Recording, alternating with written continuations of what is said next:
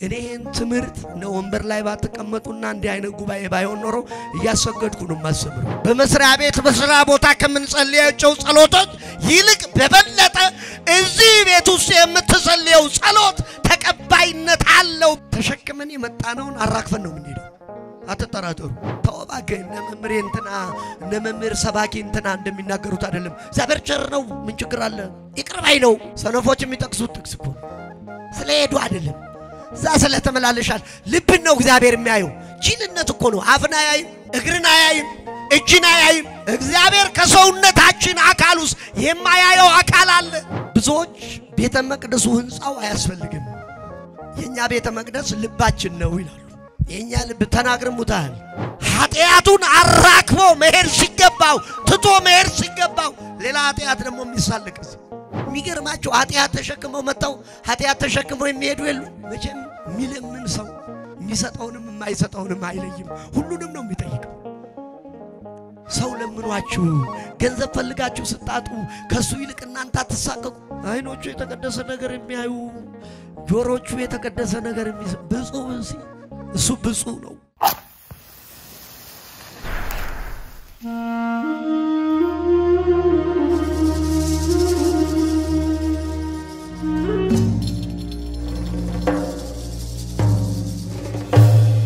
በስመ አብ ወወልድ ወመንፈስ ቅዱስ አሐዱ አምላክ አሜን ይትባረክ እግዚአብሔር አምላክ አበዊነ ስቡህኒ ወእቱ ወልዑልኒ ወእቱ ለዓለም ቅዱስ ጽርህከ ወመንክር በጽድቅ መዝሙር ዘዳዊት ቤተ መቅደስ ቅዱስ ነው በጽድቅም ድንቅ ነው መዝሙር ዳዊት 64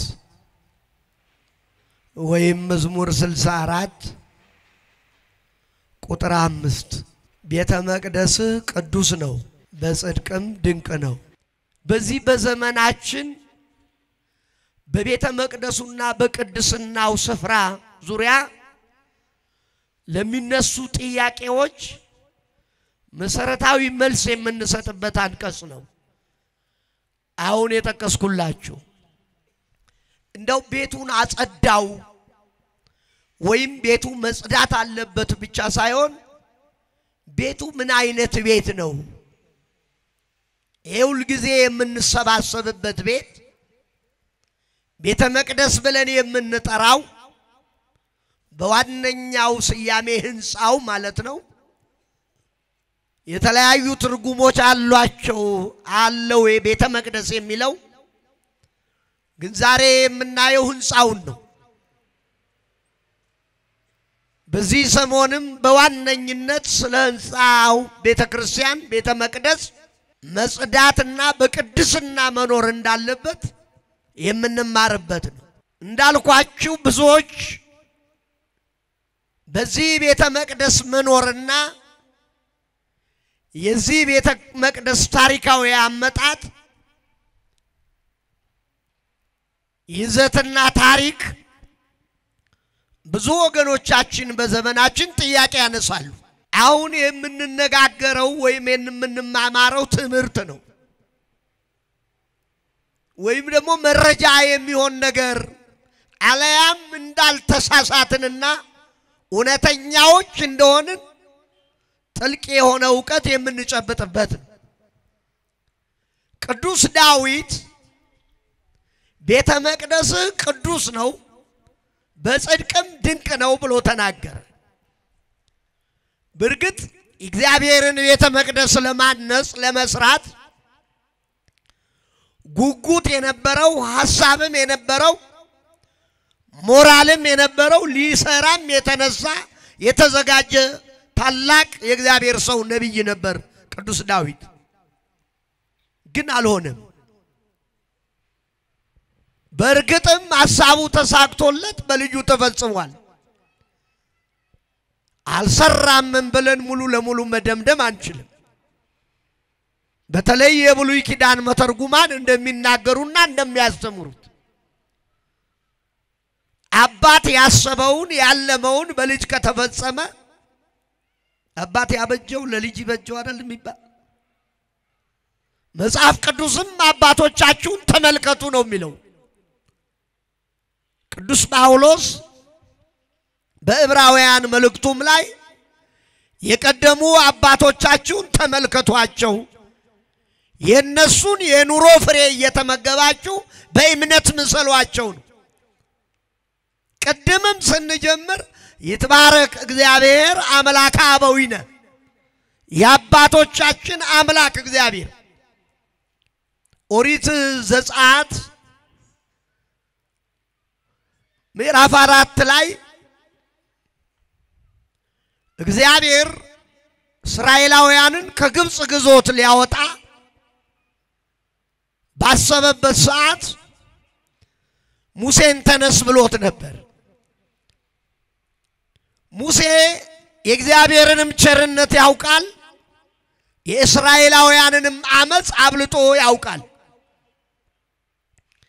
በዚህ ላይ ደግሞ የራሱን ድክመት ከግምት አስገብቶ አንደበቴም ኮልታፋ ነው እስራኤላውያንም ለመሪዎቻቸው አይመቹም እኔም ደካማ ሰው ነኝ ለዚህ የበቃው አይደለም ብሎ እግዚአብሔርን ተከራክሮታል እግዚአብሔር ምንድነው ያለው ሙሴን በእጅህ ላይ ምን አለ አለው ወደኔው ወደ ቃሉ አይን ክፉ ነው አባቶች ለሥራ ወደ አውዲ ሲንቀሳቀሱ አብረን አንንቀሳቀስ እጅህ ላይ ምን አለ አለው ዘጸአት ምዕራፍ 4ን በደንብ አንብቡት በጎች የምጠብቅባት በትር ይያለው አለው ወደ መሬት ጣላት አለው በትሯን ወደ መሬት ሲጥላት እባብ ሆነች ይላል ከዛ በኋላ በአብርሃም ስም በይስሐቅ ስም በያዕቆብ ስም በልና ያዛለው ምኑን እግዚአብሔር እሳችሁ በትር እንደማትሉኝ እርግጠኛ ነኝ እባቡን ተለውጦ እባብ ሆኗል እባቡን ያዛል በማስም በአብርሃም ስም አንብቡት እንዲሁ ነው የሚለው በይስሐቅ ስም በያዕቆብ ስም በልና ያዛለው ለምን በስሜ ያዛላለው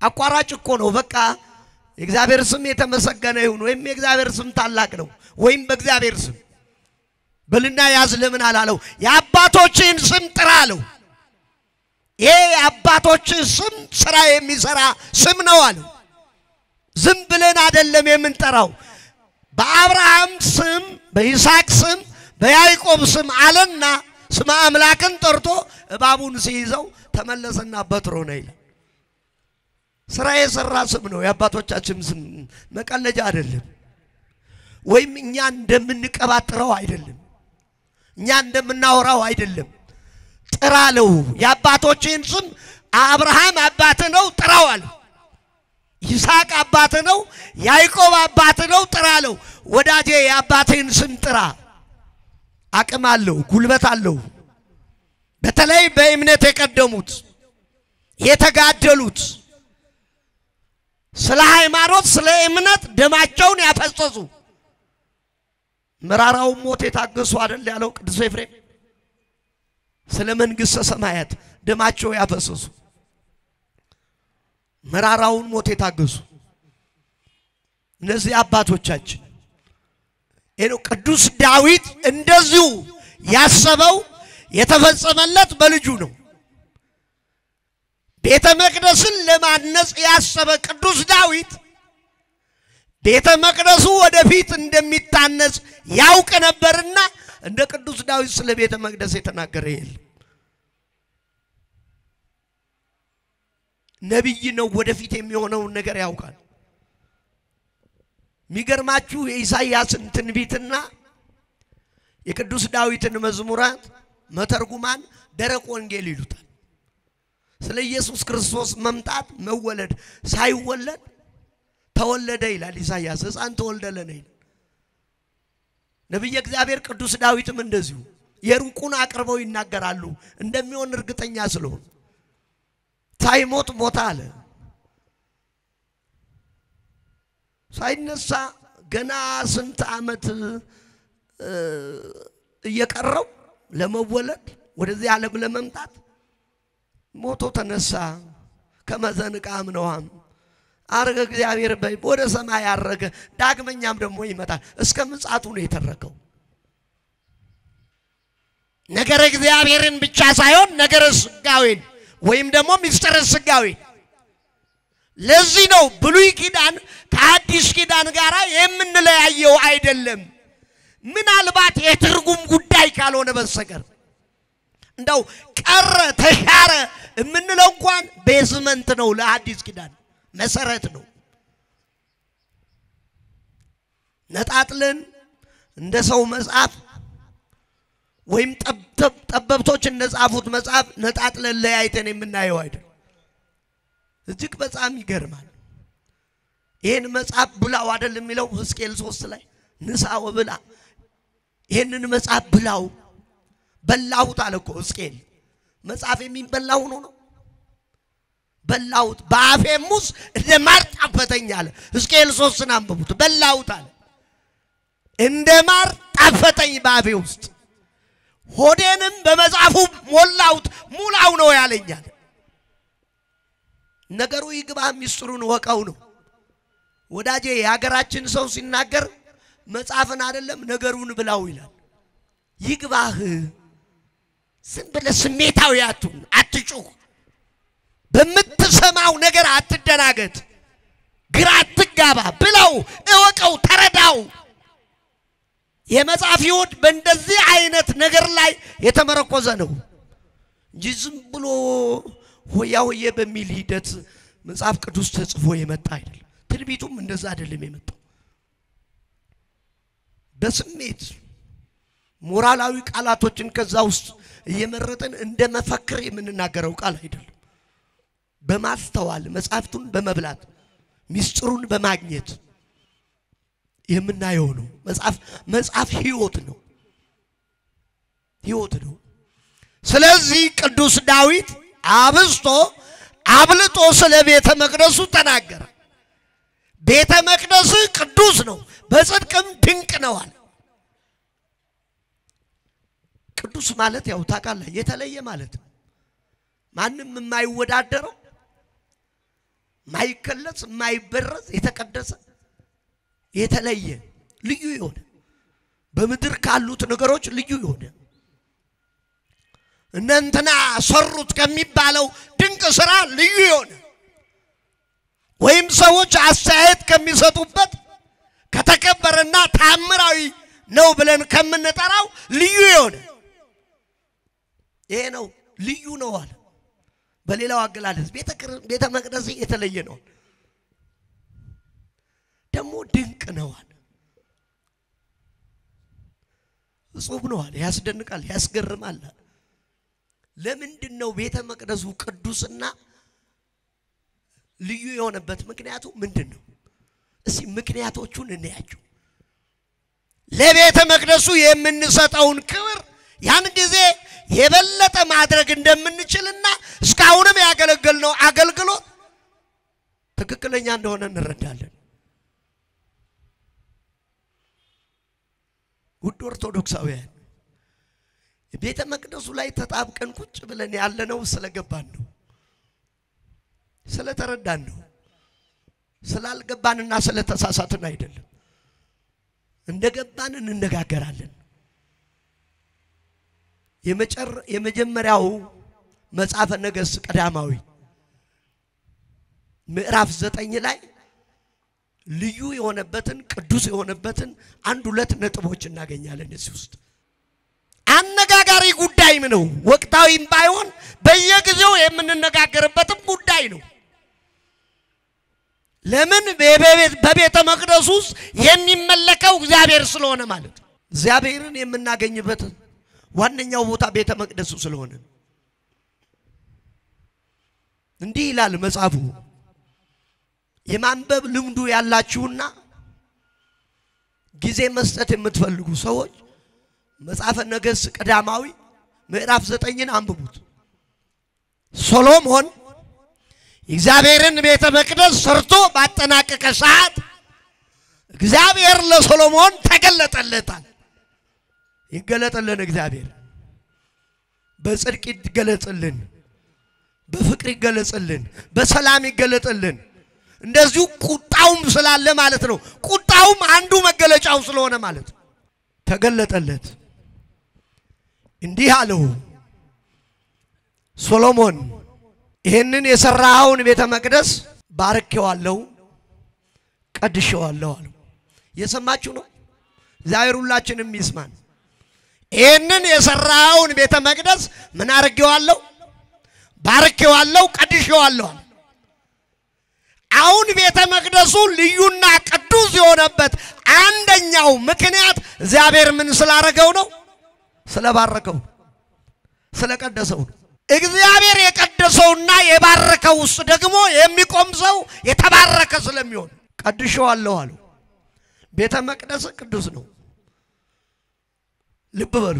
ሶሎሞን ላይ ደግሞ ቀድሼዋለሁ። እግዚአብሔር በአባቶች ላይ አድሮ ቤተ መቅደሱን ይቀድሰዋል፣ ይባርከዋል። ቀድሼዋለሁ ባርኬዋለሁ አሉ። ስለዚህ ቤተ መቅደሱ ቅዱስ፣ ቤተ መቅደሱ ልዩ፣ ቤተ መቅደሱ ንጹህ የሆነበት ትልቁና የመጀመሪያው ምክንያት ማስለባረከው ነው። እግዚአብሔር በባረከው ውስጥ ነው ያለነው ምእመናን። እግዚአብሔር በቀደሰው ውስጥ ነው ያለነው። ዝም ብለው ሰዎች ተሰብስበው በወሰኑት ወይም ደግሞ ይሰራ ብለው በሰሩት ሳይሆን እግዚአብሔር በባረከውና በቀደሰው ቤት ውስጥ። ሁለተኛውንም እዛው ላይ እናያለን። እዚህ ቤት ውስጥ የምትጸልየውን ጸሎት እቀበልሃለሁ አለ። እየሰማችሁ? እዚህ ቤት ውስጥ የምትጸልየውን ጸሎት ምን አረጋለሁ? ይቀበለን እግዚአብሔር። ባካችሁ ብዙ እንቆቅልሻለን፣ ብዙ ችግር አለብን ሊፈታ የሚገባው ለሰው ተናግረን ሰዎች የማይፈቱት ብዙዎች የሚያሽሟጥጡብን በተለይ ኦርቶዶክሳውያን ብዙ ጥያቄ አለን። ይሄ ጥያቄያችን ተቀባይነት የሚያገኘው እዚህ ቤተ መቅደስ ውስጥ ነው። ምን አለው ሶሎሞንን? እዚህ ቤት ውስጥ የምጸልየውን ጸሎት እቀበልሃለሁ። እዚህ ምን ውስጥ ንገሩኝ? እዚህ ቤት ውስጥ መንገድ ላይ አይደለም፣ ፌርማታ ላይ አይደለም፣ የሆነ መሰብሰቢያ አዳራሽ ውስጥ አይደለም ያለው። አሁን ያ ጠቅላይ ቤተ ክህነት አዳራሾች አሉ። ምናልባት አባቶቻችን ጉባኤ ለመጀመር ጸሎት ይጸልዩ ይሆናል፣ ግን ስብሰባ እናደርግበት ይሆናል፣ ስመ እግዚአብሔር ይጠራበት ይሆናል። ግን የኛው ቤተ መቅደስ ደግሞ የተለየ ነው፣ አይገናኝም። ሌላውም እንደዚያው እዚህ ቤት ውስጥ የምትጸልየውን ጸሎት ምን አረግልሃለሁ? እቀበልሃለሁ አለው። ይቀበልልን ጸሎታችን። ለዚህ ነው የምንጸልየው ምእመናን። ሁልጊዜ ቤተ ክርስቲያን እየመጣን በግልም ሆነ በማህበር ጸሎት የሚደረገው እዚህ ቤት ውስጥ የሚጸለየውን ጸሎት ስለሚቀበለው ነው። ራሱ እኮ ነው ያለው። ሶሎሞን አይደለም ትእዛዝ የሰጠው፣ ዳዊት አይደለም ትእዛዝ የሰጠው። እዚህ ቤት ውስጥ የምትጸልዩ ጸሎት ተቀባይነት ስለሚያገኝ እየመጣችሁ ጸልዩ ብለው አላዘዙም። እነ ዳዊት ቢያዙም እነሱም ቢናገሩ እኮ ቅዱሳን ናቸው። ሚዛነፍ አይደለም ቃላችሁ፣ ሚሻርም የሚለወጥም የሚናወጥም አይደለም። ግን ባለቤቱ ራሱ እግዚአብሔር ራሱ እዚህ ቤት ውስጥ የምትጸልየውን ጸሎት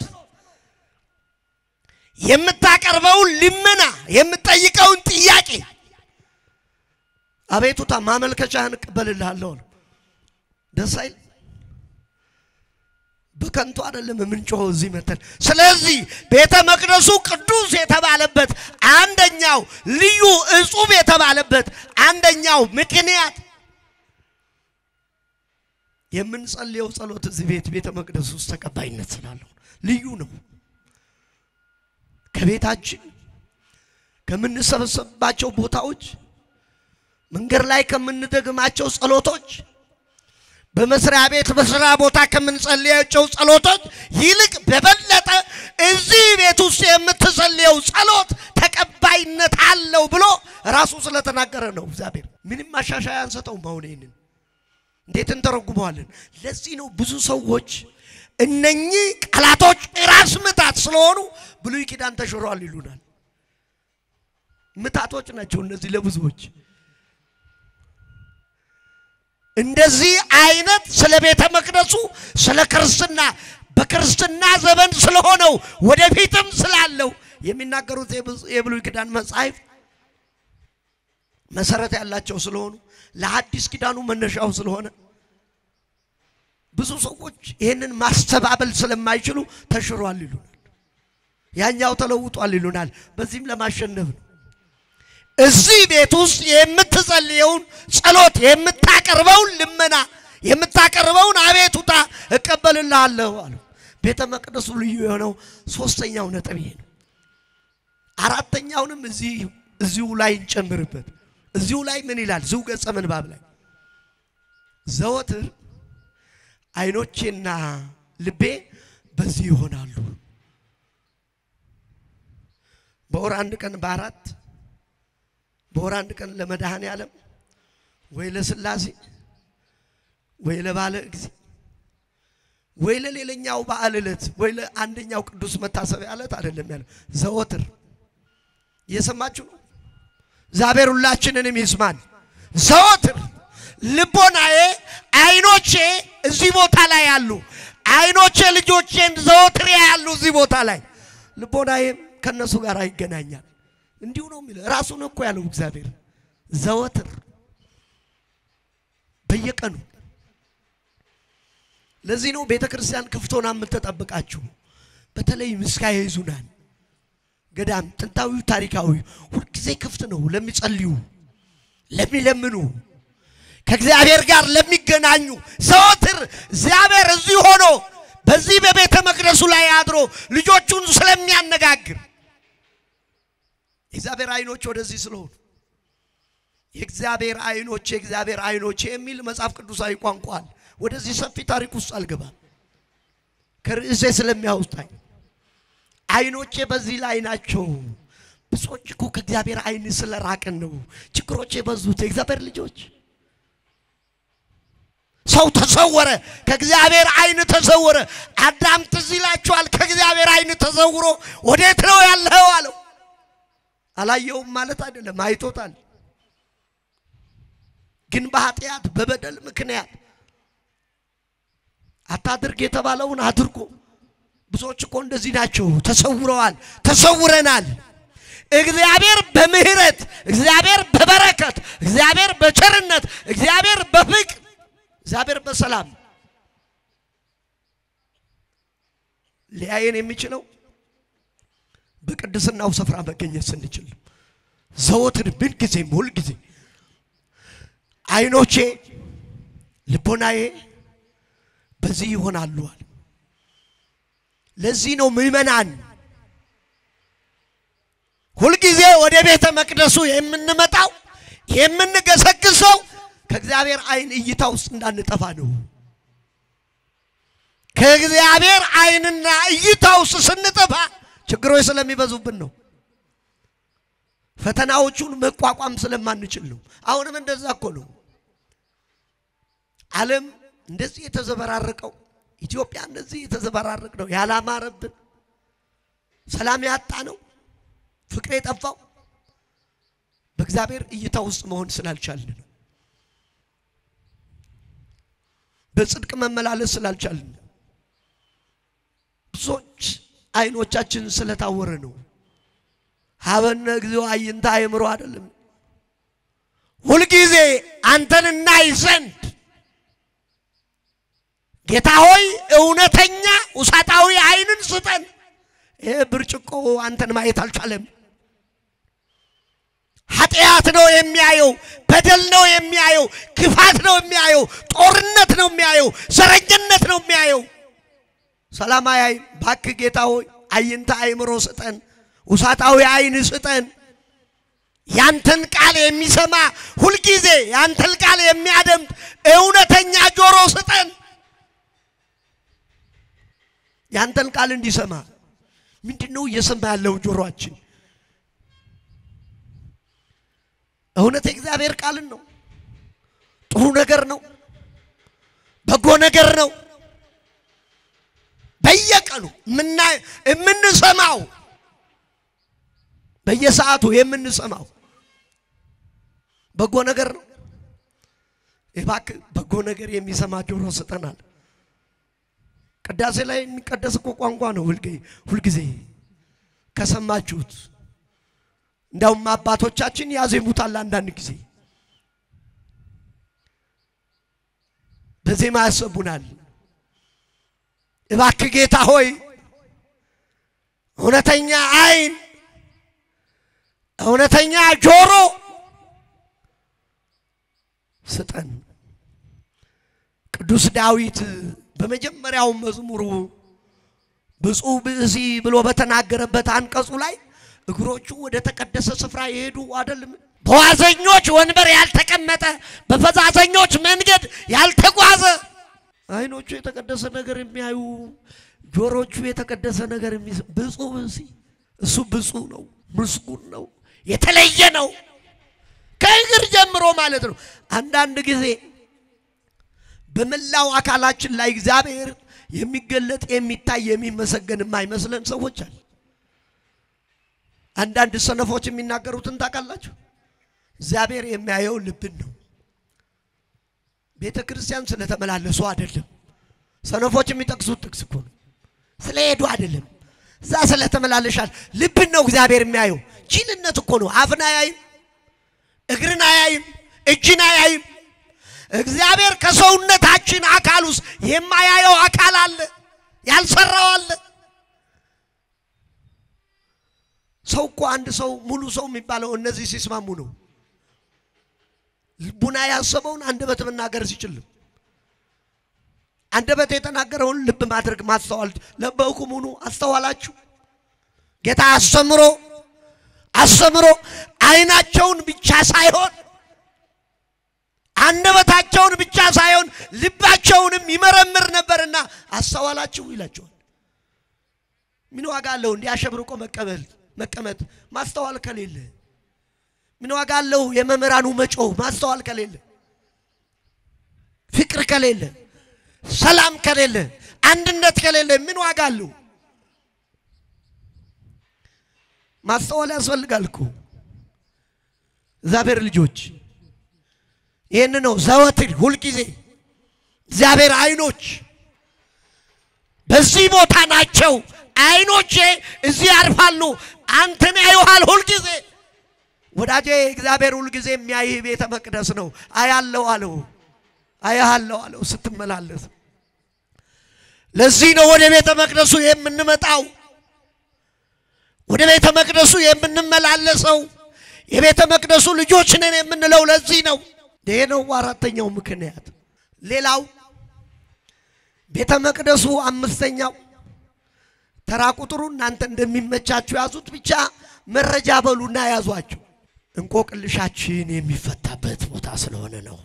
ቤተ መቅደስ ቅዱስ ነው፣ በጽድቅም ድንቅ ነው የተባለው እንቆቅልሽና ጥያቄያችን የሚፈታበት ስለሆነ ነው። ለሰው አይቻልም የተባለው፣ ከባድ ነው የተባለው፣ ሰው ሊፈታው አይችልም የተባለው ወይም የሚፈታ የማይመስልን እንቆቅልሽና ጥያቄያችን የሚፈታበት ይብዛም ይነስም ከኔ ከተናጋሪው ጀምሮ ከኔ አባቶች በላይ ከኔ በላይ ካሉ አባቶች ከአባቶቻችን ጀምሮ ከአባቶቻችን በላይ ካሉ አባቶቻችን ጀምሮ ጥያቄ አለን። የለንም?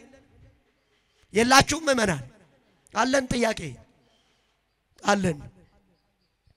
ለሰው አማክረን ነግረን ሰው ሊፈታልን የማይችል ወይም ደግሞ በሰው አቅም የማይቻል የማይሞከር ጥያቄዎች አሉ። ይሄ ጥያቄ መልስ የሚያገኘው እዚህ ነው። እየሰማችሁ ነው?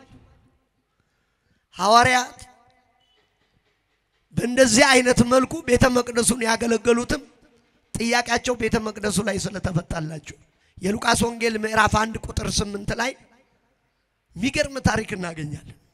ቤተ መቅደሱ ቅዱስ የተባለበት ድንቅ ልዩ የተባለበት ጥያቄዎች ምንም ይሁን ምንም ጥያቄ መልስ የሚያገኝበት ቦታ ስፍራ ስለሆነ ባዶ እጃችንን አንመለስም። እዚህ መተን ምእመናን ምናልባት ከጠያየቅ አንፃር ካልሆነ በስተቀር ተሸክመን የመጣነውን አራክፈን ነው የምንሄደው።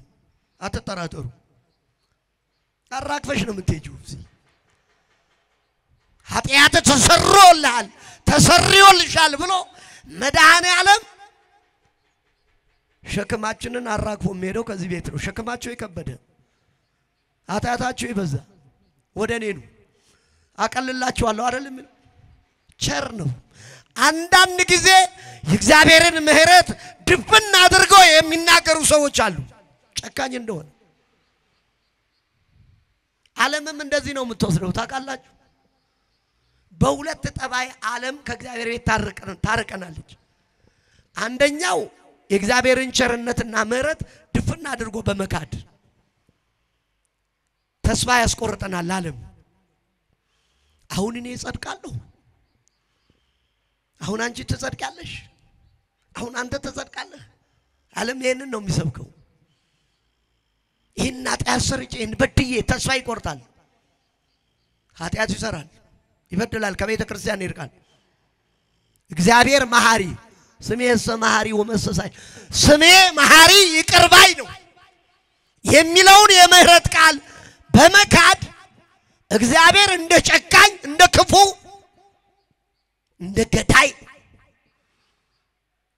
ማአት የሚያወርድ አድርገው የሚሰብኩ አሉ ዓለም ይሄንን ነው የምትሰብከው ተስፋ ማስቆረጥ ነው እንዴት ድናለሁ ሁለተኛው ደግሞ የእግዚአብሔር ምህረት ጨርሶ በመናገር ተወባከ እነመምር እንትና እነመምር ሰባኪ እንትና እንደሚናገሩት አይደለም እግዚአብሔር ቸር ነው ምን ችግር አለ ይቅርባይ ነው ማይከላዊውን የሚይዝ የለም ምህረቱ የበዛው በምን ላይ ነው ይቅርታ በሚጠይቁ ሰዎች ንስሐ በሚገቡ ሰዎች ኃጢአታቸውን መተው ተናዘው ለካህኑ በሚያራግፉ ሰዎች የእግዚአብሔር ምህረት የበዛ ነው ዝም ብለህ መሐሪ ነው ይያልክ በየሰፈሩ ኃጢአት ብሰራ ግን ኃጢአትህ እንደዛው ይበዛል ለዚህ መጽሐፍ ቅዱስ ምን ይላል እግዚአብሔር ቸር ነው ይቅርባይ ነው ብለህ ኃጢአትን በኃጢአት ላይ አታብዛ ይላል አዎ በርግጥ መሐሪ ነው ግን መሐሪ የሚሆነው ምህረቱን አውቀው ምህረት ለሚጠይቁ ሰዎች ነው ይቅርታ ለሚጠይቁ ሰዎች ነው የሚገርማቸው ኃጢአት ተሸክመው መጣው ኃጢአት ተሸክመው የሚሄዱ የሉ አሉኮ እኛ ለጽድቅ መተን ስንጸልይ የኛን ዕቃ ቁሳቁስ ነገር ሰርቀው ሄዱ አሉ እገሌን ንቀለው ግደለው ብለው መርገም ይዘው የሚሄዱ አሉ ምህረት ለምነው ይቅርታን ለምነው ፍቅርን ለምነው ሰላምን ለምነው በመሄድ ፋንታ ለዚህ እኮ ነው ዲያቆኑ ቅዳሴ ላይ ምንድነው የሚለው ይሄን የካህኑን ቃል ያቃለለ ይሄን የቆሞሱን ወይም ደግሞ የሊቀ ጳጳሱን ቃል ያቃለለ የተነጋገረ የሳቀ ቢኖር ጌታችን አምላካችን መድኃኒታችን ኢየሱስ ክርስቶስ እንዳሳዘነው ይወቅ ይረጋ ስለ በረከት ፋንታ መርገምን ስለ ኃጢአት ስርየት ፋንታ ገሃነመ እሳትን ይቀበላል ውጪ ላለው ነው ለሚያስቀድሰው እኮ ነው እዚህ ሆኖ የሚያቃልል እዚህ ሆኖ የሚንቅ እዚህ ሆኖ የሚስቅ የሚሳለቅ ውጪ ላለው አይደለም ይሄ ለሰበርተኛው እኮ አይደለም ኃጢአቱን አራክፎ መሄድ ሲገባው ትቶ መሄድ ሲገባው ሌላ ኃጢአት ደግሞ የሚሳለቅ የቤቱን የጎርጓዳውን የሰፈሩን ኩታንኩት ቡቱቱ ድሪቱ የሆነ ነገር የሚነጋገር እዚህ መጥቶ ከእግዚአብሔር ምህረት የወጣ እዚህ ቆሞ እኮ ነው በክፋት የቆመ ቢሆን እዚህ እናንተ አሁን እዛ ያለውን ሰፈር ያለውን ነው የምትሉታል እዚህ መጥቶ እኮ የማይጸድቅ ይኖራል ኃጢአትን በኃጢአት ላይ ከምሮ የሚሄድ ሰውየው ፈረስ ሰረቃሉ ከነሙሉ ዕቃው ሰርቆ ዞር አድርጎ ደግሞ ያስማማል ይሸጥ የሰረቀውን ፈረስ እሱ ሲያስማማ በዋጋ ሲደራደር ሌላ ሌባ መጣና ሰረቀበት ፈረሱ ሲያይ የለም በዋጋ ተደራድሮ ገንዘብ ተቀብሎ ፈረሱን ሊያስረክብ ሲሄድ የለም ወደ ቤቱ ሲሄድ አንድ ሰው አገኘው ፈረሱ የራሱ መስሎታል ፈረስ ግን ሸጥከው እንዴ አለው አዎ ሸጥኩት ስንት አወጣልህ አለው አይ በቃ ሸጨዋለሁ ምን ይሰራልሃል እንደው ስንት አወጣልህ ለነገሩ አለው በመጣብን ነው ተመልሶ ሄደው አለው የመጣው በምንድነው የሄደው በምንድነው ወዳጄ በመጣ እግር ተመልሰሽ አትሂጂ አራክፉና ሂዱ በኃጢአት መተን በኃጢአት በክፋት መተን በክፋት ተመልሰው የሚሄዱ ሰዎች አሉ ከኃጢአት ተላቀን ቀንበሬ ለዚህ ሸክሜ ቀላል አቀለዋለሁ ኑ ምንም ኃጢአት ይሁን ምንም በደል ይሁን ምንም ክፋት ይሁን እኔ አቀለዋለሁ ይምንት ነው በኔ ዘንድ እንዲህ አይነት ቸር አባት ነው ያለን ሸክም የሚያሸክም ሳይሆን ሸክም የሚያራግፍ ነው በቀላሉ አንድ ነገር ልንገራችሁ በወታደራዊ ህግ እጅን ወደ ላይ አውጣ ሲባል ምን ማድረግ ነው እጁን ወደ ላይ ያወጣ ሰው ሁለት እጁን እንዲህ ወደ ላይ ያወጣ ሰው ምን ሆኛለሁ አለ አቤት ተማርክ ያለው ነው እግዚአብሔር ይስጣችሁ በወታደራዊ ከተማረክ በኋላ ያለህን አስቀምጥ ነው የሚልህ እየሰማ ነው አውጣ ያለህን ቁጭር ፍታ ይላል እግዚአብሔር ሲማርክ ግን ሊያስታጥቀህ ነው ወዳጄ እየሰማ ነው ያለህን አስቀምጥ ሊል ሳይሆን ባለ ጥቂት እርሾ ላይ ብዙ ነገር ሊያስታጥቀህ ነው እግዚአብሔር የሚማርክ ስለዚህ ማይማርከን ለማንም ማረክ እግዚአብሔር በእግዚአብሔር ቤት ለእግዚአብሔር መማረክ መታደል ነው ያስታጥቀሃል እኛ ኮሱ ስለማረከን ነው ያስታጥቀን የጦርቃውን አባቶችን ያስታጠቃቸው ምንኩስናውን ያስታጠቃቸው ስለማረካቸው ነው ሰይጣንንና የሰይጣንን ሰራዊት የምናሸንፈበትን የጦር መሳሪያ እኮ ነው የታጠቅነው ይሄ ጨለምተኛውን ህይወት እንድናሸንፍ የጨለማውን አበጋዝ የማይታየውን የማይጨበጠውን የማይዳሰሰውን ከሚታይ ሰራዊት ጋር እኮ መዋጋት ወይ ታሸንፋለህ ወይ ትሸነፋለህ ይለይለታል ከማይታይ ሰራዊት ጋር ለመዋጋት እኮ ትጥቅ ያስፈልጋል ኦርቶዶክሳውያን እግዚአብሔር ሲማርከ ያሳጥቃል ወዳጄ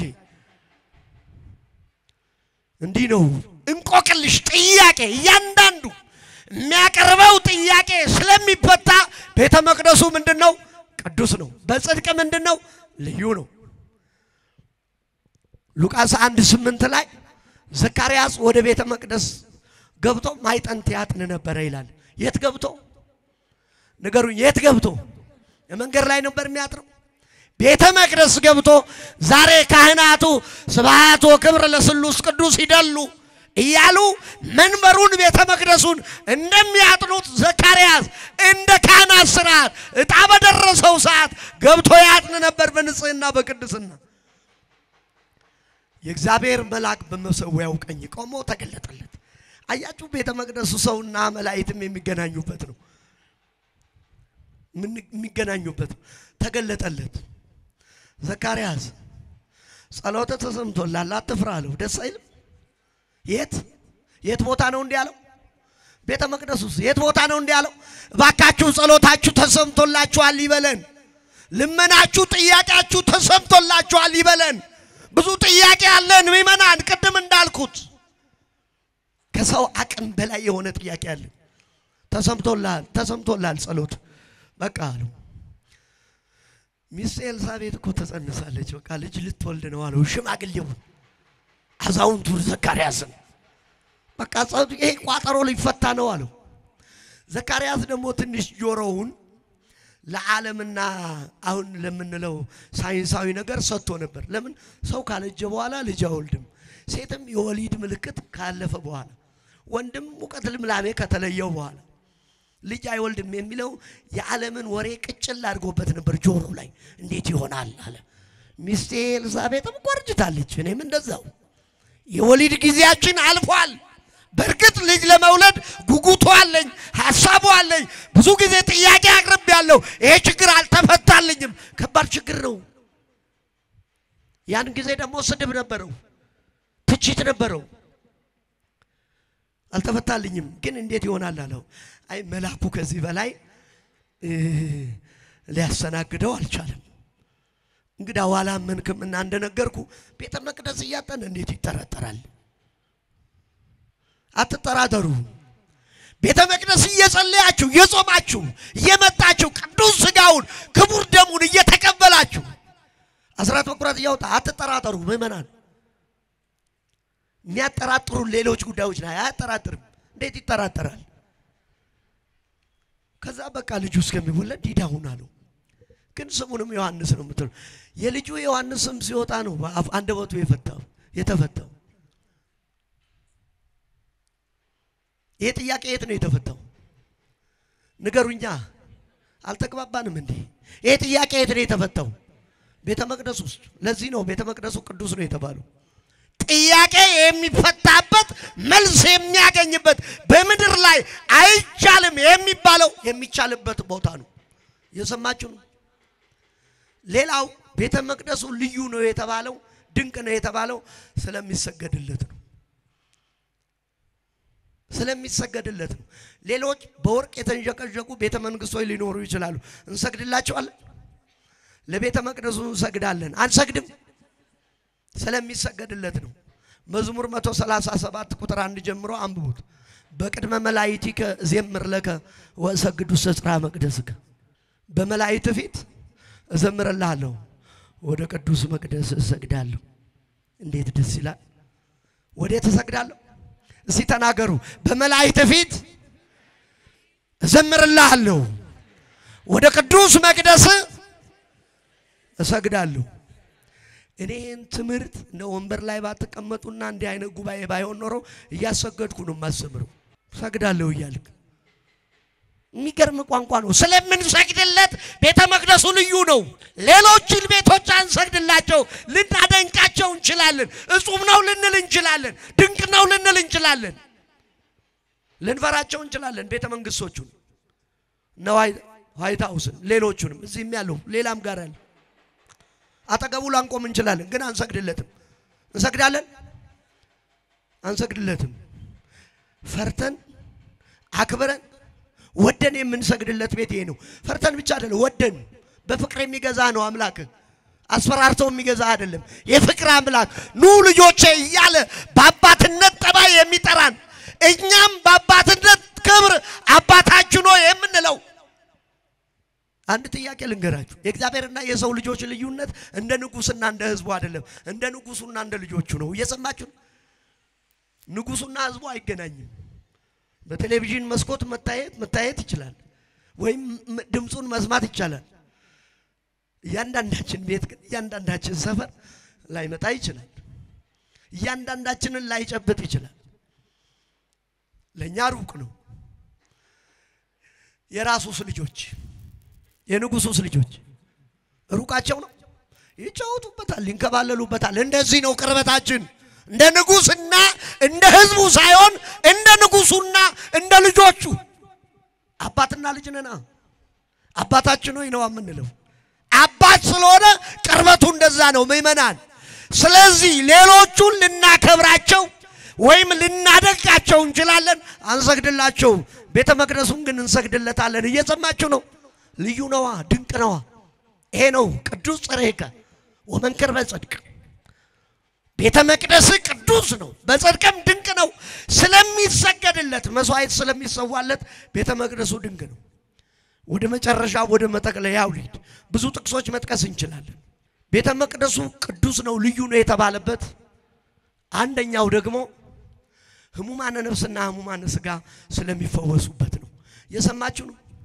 በስጋ የታመሙ በነፍስ የታመሙ፣ በነፍስ የታመሙ ኃጢአት የሰሩ እግዚአብሔር ጸጋና ክብር ይጎደላቸው፣ በስጋ የታመሙ የስጋ ደዌ ያደረባቸው የሚፈወሱበት ስፍራ ቤተ መቅደስ ስለሆነ ወይም ቤተ መቅደሱ አውደ ምሕረቱ ስለሆነ የቤተ መቅደሱ ግቢው ስለሆነ ቤተ መቅደሱ ምንድነው?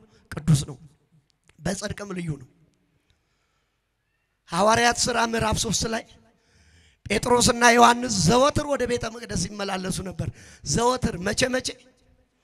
ዘወትር ሁሉ ጊዜ በቤተ መቅደስ በር ላይ ከናቱ ማህፀን ጀምሮ የድካም መንፈስ ያደረበት ቀጥ ብሎ መቆም የማይችል ወደ ቤተ መቅደስ ከሚገቡት ምጽዋት እየለመነ የሚኖር አንድ ደካማ ሰው ነበረ ይላል። ቤተ መቅደስ በር ላይ አምጥተው ጥለውታል። አይ ምስጋዬ ይዙናን ኦርቶዶክስ ተዋሕዶ ቤተ ክርስቲያን ምስጋዬ ይዙናን መድኃኔ ዓለም ኢየሱስ ክርስቶስ የድሆች መጠጊያ ሁሉን ያዘዙ ህዙናን ማለት ያዘኑ ሰዎች የሚሰባሰቡበት ማለት ነው። የተከዙ ጤነኛው ብቻ ሳይሆን በሽተኛው ተስፋ የቆረጠው ዓለም የወረወረችው ዓለም የጣለችው እንደ መስቃኝካ እንደ ሸንኮራ ላምጣ ዓለም የጣለችው እግዚአብሔር ግን የማይጥለው ምንዱባኑ ተስፋ በእግዚአብሔር ጥሎ አይኑ የፈረጠው እግሩ የተቆረጠው ጭምር የሚሰባሰብባት ቤት ኦርቶዶክስ ተዋህዶ ወደ ቤተ መቅደስ ከሚገቡት ምጽዋት እየለመነ ስለ እግዚአብሔር እያለ የሚኖር ሰው ነበረ ይላል። በስጋ የታመመ በዘመናችን የፖሊዮ ክትባት ያላገኘ ማለት በዘመኑ ቋንቋ ቀጥ ብሎ የማይቆም ጴጥሮስና ዮሐንስ ወደ ቤተ መቅደስ ሲገቡ ለጸሎት አዩት። ስለ እግዚአብሔር አላቸው። መቼም ሚለምን ሰው የሚሰጠውንም የማይሰጠውንም አይለይም፣ ሁሉንም ነው የሚጠይቀው። ሰው ለምኗችሁ ገንዘብ ፈልጋችሁ ስጣጡ ከሱ ይልቅ እናንተ አትሳቀቁ። መስጠቱ ሲጠፋ ሰው ሲለምን እኮ ሰውነትን እንኳን ማሸት አይቻልም። ለምን ገንዘብ ሊያወጣ ነው ብሎ ይጓጓል። ከባድ ነው። ጴጥሮስ ዮሐንስ መለስ ብለው አትኩረው ተመለከቱት። ልመናውን አጠነከረ ሊሰጡኝ ነው ብሎ። ከዛ ቅዱስ ጴጥሮስ ምን አለው? ላንተ የምንሰጥ ብርና ወርቅ የለንም አለ። ነገር ግን በናዝሬቱ በኢየሱስ ክርስቶስ ስም ተነስና ተመላለስ። ይሄን ጊዜ ብድግ አለና ተመላለሰ ይላል።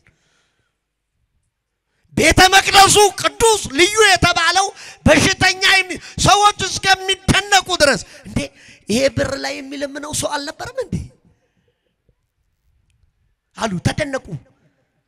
ሳንቲም የምንሰጠው ሰው አልነበረም እንዴ? ገንዘብ የምንሰጠው ሰው አልነበረም? የምንመጻውተው ሰው አልነበረም? የምንረዳው ሰው አልነበረም? አሁን ቆየው እየዘለለ ከሐዋርያቱ ጋር እግዚአብሔርን እያመሰገነ ነው ያለው። ወዳጄ እግዚአብሔር ሰርተህ እንድትበላ ጤና ነው የሚሰጥ። በስጋ ትድናለህ፣ በነፍስ ትጸድቃለህ። ይሄ የሚሆነው የት ነው? በሽተኛው የተፈወሰው የት ነው? ነገሩኛ ቤተ መቅደስ። ስለዚህ ቤተ መቅደሱ ድንቅና ልዩ የሆነው ብዙዎች በስጋ የታመምን በነፍስ የታመምን ኃጢአት የሰራን ክብር የጎደለን በአጠቃላይ የምንድንበት ቦታ ነው። ለዚህ እኮ ነው ጸበሉ ፈወሰ፣ መስቀሉ ፈወሰ፣ እምነቱ ፈወሰ የምንለው ስለገባን ስለተረዳን የቤተ መቅደሱንና የቅድስናውን ስፍራ ማንነት ስለምናውቅ ስለተሳሳትን አይደለም። የተወደዳችሁ የእግዚአብሔር ልጆች በዚህ አንፃር ቤተ መቅደሱ ልዩ ቤተ መቅደሱን ድንቅ አድርገዋል። እዚህ ጋር አንድ ቃል ላንሳ። ብዙዎች ቤተ መቅደሱ ህንጻው አያስፈልግም፣ የኛ ቤተ መቅደስ ልባችን ነው ይላሉ። እየሰማችሁ ነው? ልባችን ነው ቤተ መቅደስ፣ ይሄ ቤተ መቅደስ አያስፈልግም ይላል። ጴጥሮስና ዮሐንስ ወዴት ይመላለሱ ነበር ይላል? ንገሩኛ፣ ወዴት ይመላለሱ ነበር? አንተ ልብ ላይ ነበር ሲመላለሱ የነበሩት? የኛ ልብ ተናግረሙታል። የኛ ልብ ነው ቤተ መቅደስ ልብ ላይ ነው ሲመላለስ። ደሞ ከነሱ በላይ ቤተ መቅደስ የሆነ ልብ ያለውስ ማን አለ? ህንጻው ካላስፈለገ ኢማን ልብ ላይ ነበር ሲመላለሱ የነበሩት። ስለዚህ ኦርቶዶክሳውያን በዚህ እንረዳ። ሌላው ቅዱስ የተባለው ቅድም በብሉይ ኪዳን እንዳየነው በአዲስ ኪዳንም ቤቴ ጸሎት ተሰመይ ቤቴ ጸሎት ቤት ትባላለች ብሎ ዮሐንስ ያው የተነበበልን ወንጌል ላይ ጌታችን መድኃኒታችን ኢየሱስ ክርስቶስ ወንበዴዎችን በጅራፍ ገርፎ ያስወጣበት ቤት ስለሆነ እግዚአብሔር ቤት የጸሎት ቤት ስለሆነ እና በዚህ ህይወት ውስጥ እንድንኖር እግዚአብሔር ይርዳን። ያሰማረን የመከረን የቅዱሳን አምላክ ቅዱስ እግዚአብሔር ስሙ የተመሰገነ ይሁን። በቤተ መቅደሱ ያኑረን፣ ከቤተ መቅደሱ አያናውጣን። አምላካችን ልዑል እግዚአብሔር በዚህ ቤት አኑሮ የመጨረሻዋን ህይወት መንግስቱንና ርስቱን እንድንኖር ሲርዳን። ወስብሐት ለእግዚአብሔር።